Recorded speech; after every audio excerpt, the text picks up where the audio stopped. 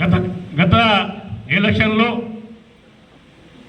మన కేరళ లక్ష్మీనారాయణ గారు లేట్గా రావడం వల్ల గ్రామంలో విలేజ్లో తెలియదు కాబట్టి ఓడిపోవడం జరిగింది. ఈసారి మన రేవంత్ అన్న గారు, మన పిసిసి అధ్యక్షుడు రేవంత్ అన్న గారు మరి ఒకే ఒక దాటి అందరినీ ఎవరు కలగనకుండా మరి 65 సీట్లు మనకు తెలంగాణ రాష్ట్రంలో గెలిచి మన మధ్యలో ఉండి ఒక చిన్న కార్యకర్త లేక ఇప్పటికిట ప్రతి ఒక్కరిని ఫోటోతో సహా అందరినీ దిక్కునంటే ఇలాంటి నాయకుడు, ఇలాంటి ముఖ్యమంత్రి ఎక్కడ లేరని కూడా ఈ సందర్భంగా నేను తెలియస్తా ఉన్నా. మరి ఇప్పుడు మన దాంట్లో మనమే ఆ రోజు 3 రోజుల కింద 8 మొత్తం డివిజన్లు కలిసి మండలాలు కలిసి 8 డివిజన్లు ఉన్నాయి మన దగ్గర, మన కాన్స్టిట్యూషన్లో.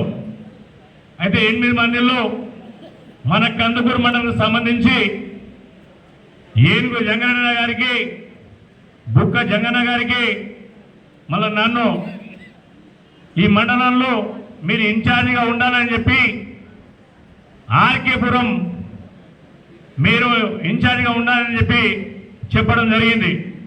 దాంతోపాటు ఏనుగు జంగన్న గారికి సరూర్ నగర్లో మీరు ఇన్ఛార్జిగా కొనసాగాలని చెప్పడం జరిగింది. మరి మేము పోము, మా మండలంలో మేము ఉంటేనే కరెక్ట్ ఉంటుందని చెప్పి చెప్పడం జరిగింది. ఇస్తే మహేశ్వరం అన్న వేయండి, లేకుంటే తుక్కుగూడెం వేయండి, ఈ 2 మేము ఇన్ఛార్జిగా ఉంటామని చెప్పి మాకు అందుబాటులో ఉంటారు, మాకు తెలుసు కాబట్టి మేము ఉంటామని చెప్పి చెప్పడం జరిగింది.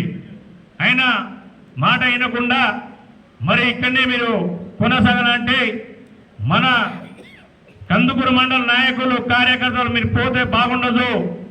రేపు రాబోయేది ఎంపీ ఎలక్షన్ తర్వాత సర్పంచులు, ఎంపీడీసీలు, జెడ్పీడీసీలు, ఎంపీపీలు అవుతాం. ఇప్పటికే 10 సంవత్సరాలు కష్టపడి మూల కూర్చున్నాము. అధికారంలో పార్టీ ఉంది కాబట్టి మాకందరికీ ఈ అవకాశం వస్తాయి, మీ ఇక్కడ ఉంటేనే అని చెప్పి చెప్పడం జరిగింది. మరి దాంతోపాటు మొన్న మీటింగ్లో మీ మండలంలో మీరే కొనసాగాలి అని చెప్తే గిట మరి ఇన్ఛార్జిగా పెట్టడం జరిగింది. నిన్న గిట మీరు మాట్లాడడం జరిగింది. మరి మేము నిన్న సీఎం గారితో మాట్లాడి ఇట్లా ఉంటే రేపు ఓట్లు రావు, ఇన్ఛార్జీలు పెడితే మనం నష్టపోతామని చెప్పి మన సీఎం గారిని చెప్పడం జరిగింది. అట్లా ఏముండదు, మీ మండలంలో మీరే ఉండాలి, ఎవరు ఇన్ఛార్జిగా ఉండరు, ఎవరు కోఆర్డినేటర్గా ఉండరని చెప్పి చెప్పడం జరిగింది. మరి మీరు మన మధ్యలో కొన్ని ఆరోపణలు ఉన్నాయి. రేపు నేను గిట మాట్లాడుతూనే ఉన్నా, అందరితో గిట నాయకులతో కలుపుకొని నేను రేపు కూర్చోబెట్టి ఎవరి గిట బయట కానీ మీకు కాపాడుకునే బాధ్యత రేపు నాయకుల అందరినీ కూర్చోబెట్టి మీకు ఎలాంటిది ఇబ్బంది పడకుండా చేస్తారని కూడా ఈ సందర్భంగా నేను తెలియజేస్తా ఉన్నాను. ఎందుకంటే మీరు అనుకుంటా ఉన్నారు ఇదేదో ఈ 3 ఉన్నారు, ఇప్పుడు ఎవరెవరు పోవాలి, ఎక్కడ పోవాలి అనేది కూడా చాలా మంది అయమేలో ఉన్నారు. కొంతమంది ఇక్కడ ఫోన్ చేస్తూ ఉన్నారు, కొంతమంది అటు ఫోన్ చేస్తారు, కొంతమంది ఫోన్ చేస్తూ ఉన్నారు. అప్పుడు మనకు ఎవరు లేరు, ఎవరు లేరు. అప్పుడు మన మండలంలో మనమే ఉండి ఆ రోజు 10 సంవత్సరాలుగా అధికారులు లేనప్పటికీ మీరు కష్టపడ్డారు.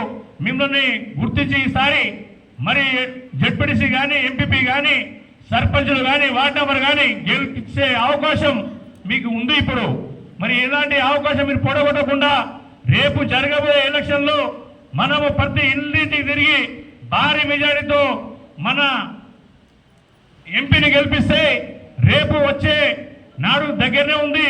సర్పంచులు కానీ, ఎంపీటీసీలు కానీ మనం గెలిచే అవకాశం ఉంది. కాబట్టి మరి ఈ అవకాశం పొడగొట్టుకోదని చెప్పి కూడా ఈ సందర్భంగా నేను తెలియజేస్తా ఉన్నా.